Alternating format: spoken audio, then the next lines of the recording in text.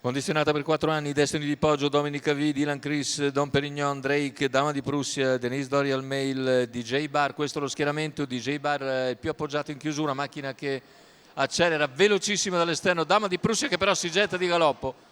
L'errore di Dama di Prussia consente a Dom Perignon di andare a condurre. Più indietro vediamo Destiny di Poggio che cerca di mantenere la seconda posizione e la tiene dopo 300 metri di gara. Intanto il lancio in 14,7 con Dom Perignon che conduce. All'esterno rimane invece Drake. In terza posizione lungo la corda c'è Denise Dorial Mail. In coda c'è il favorito DJ Bar. Se ne vanno i 400 metri iniziali completati in 29,5 da Dom Perignon, che ha all'esterno Drake. Alla corda rimane Destiny di Poggio, poi Dominic AV.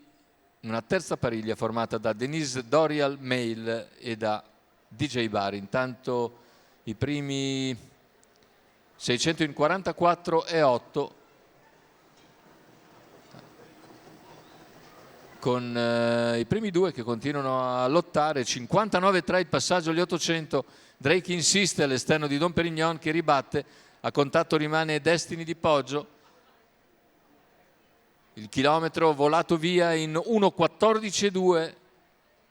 Tende ad avvantaggiarsi Drake a 500 dalla conclusione. Dalla coda però viene via a bomba DJ Bar, anticipato da Destiny di Poggio e da Dominica V, ma DJ Bar arriva come un missile su Drake che ha avuto corsa durissima. Si avvantaggia sull'ultima curva DJ Bar. Ha spostato anche Destiny di Poggio. Completamento della piegata, ingresso in retta d'arrivo con DJ Bar in testa.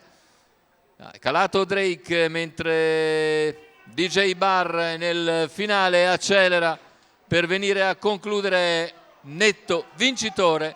Il secondo posto sul palo. Forse Denise Dorial Mail riesce a piegare Destiny di Poggio, ma è una foto stretta perché i due non sono vicinissimi. E quindi 1,12,9 il ragguaglio conclusivo. Davvero notevole il ragguaglio cronometrico di DJ Bar che concede il bis ad Antonio Di Nardo. La bella vittoria per DJ Bar. Vediamo il secondo posto che forse è per Denise Dorial Mail, che sul palo dovrebbe aver piegato Destiny di Poggio, ma aspettiamo naturalmente la fotografia. La vittoria intanto per DJ Bar e Antonio Di Nardo, il raddoppio anche per Gennaro Casillo per conto della scuderia signor Gianluca Morghese.